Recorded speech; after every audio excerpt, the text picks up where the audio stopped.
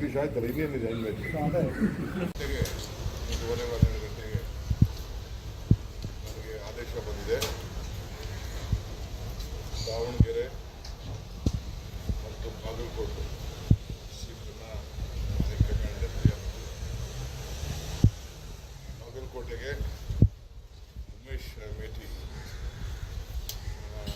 ಎರಡನೇ ಮಗ ಅವ್ರಿಗೆಲ್ಲರೂ ಕೂಡ ಅವರು ಒಮ್ಮತದಿಂದ ನಾವೇನು ಶಿಫಾರಸು ಮಾಡಿದ ಆ ಪ್ರಕಾರ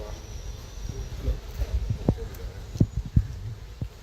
ದಾವಣಗೆರೆ ಸೀಟ್ ಕೂಡ ಇನ್ನೆಲ್ಲ ಮೈನಾರಿಟಿ ಲೀಡರ್ಸು, ಚೀಫ್ ಮಿನಿಸ್ಟ್ರು, ನಾನು, ನಮ್ಮ ACC ಜನರಲ್ ಸೆಕ್ರೆಟರಿ ಜಮೀರ್ ಅವರು, ನಾಜೀರ್ ಅವರು, ಸಲೀಂ ಅವರು,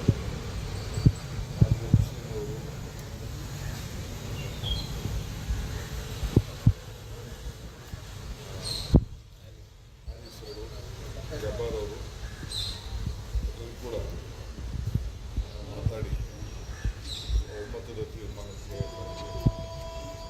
ಪಕ್ಷದ ಸಂಪ್ರದಾಯದಂತೆ ಮುಂದಿನ ಕೂಡ ಕುಟುಂಬದವ್ರಿಗೆ ನಾವು ಮಧ್ಯ ಕಾಲದಲ್ಲಿ ಕಾರ್ಯಾಲಯ ನಾವು ಅವಕಾಶವನ್ನು ಮಾಡಿದ್ದೀವಿ.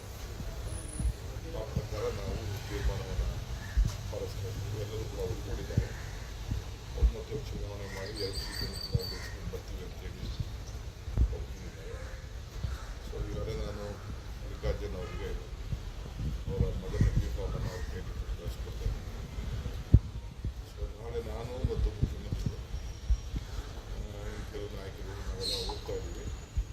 ದಾವಣಗೆರೆ ಮತ್ತು ಬಾಗಲಕೋಟೆಗೆ ಹೋಗಿ ನಾಮಪತ್ರವನ್ನು ಸಲ್ಲಿಸುವಂಥ ಕಾರ್ಯಕ್ರಮದಲ್ಲಿ ನಾವು ಭಾಗವಹಿಸ್ತೀವಿ. ಸೊ ಬುಧವಾರ ಅವರು CM ಅವರು ಆ ಬಜೆಟ್ ರಿಪ್ಲೈ ಮಾಡಬೇಕು ಅಂತೇಳಿ ಚರ್ಚೆ ಆಗಿದೆ. ನಾಳಿದ್ದು ನಮ್ಮ ಬಿಸ್ನೆಸ್ ಅಡ್ವೈಸರ್ಗಳಿಗೆ ಚರ್ಚೆ ಮಾಡಿ ಬುಧವಾರ ಸಾಯಂಕಾಲ ನಮ್ಮ ಶಾಸಕರ ಪಕ್ಷದ ಸಭೆಯಲ್ಲಿ ಮುಖ್ಯಮಂತ್ರಿಗಳು ಭೇಟಿ ಮಾಡಿದ್ದಾರೆ. ನಮ್ಮ ACC ಜನರಲ್ ಸೆಕ್ರೆಟರಿ ಕೂಡ ದೆಹಲಿಯಿಂದ ಶಾಸಕಾಂಗ ಪಕ್ಷದ ಸಭೆಗೆ ಅವರು ಕೂಡ ಭಾಗವಹಿಸಲಿದ್ದಾರೆ. ಸೊ ಈ ಚುನಾವಣೆ ಏನು ವಿಚಾರದಲ್ಲಿ, ಟಿಕೆಟ್ ವಿಚಾರದಲ್ಲಿ ವಿಭಿನ್ನವಾಗಿ ಕೆಲವು ಚರ್ಚೆಗಳ ಮಾಧ್ಯಮದಲ್ಲಿ ಹೇಳ್ತಾರೆ. ಅದಕ್ಕೆಲ್ಲ ಕೆರೆಯನ್ನು ನಾವು ಮೈನಾರಿಟಿ ಲೀಡರ್ಸ್ ಎಲ್ಲ ಸಮಾಧಾನ ಅವರು ಕೇಳೋದ್ರ ತಪ್ಪಿಲ್ಲ. ಅದು ಜನಸಂಖ್ಯೆ ಆಧಾರದ ಮೇಲೆ ಕೇಳ್ತಾರೆ.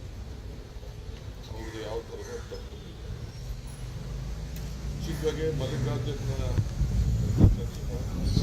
ಅವ್ರು ಹೇಳಿದರು, ಯಾಕಂದರೆ ಇವತ್ತು ನಾನು ವಿಡ್ರಾ ಮಾಡ್ತೀನಿ, ನಾನು ದಿನಾಂಕಕ್ಕೋಸ್ಕರ ನಮ್ಮ ಫ್ಯಾಮಿಲಿ ಮೆಂಬರ್ಸು ಮುಹೂರ್ತ ಚೆನ್ನಾಗಿದೆ ಅಂತೇಳಿ ಅವ್ರಿಗೆ ನಂಬಿಕೆ ಇದೆ.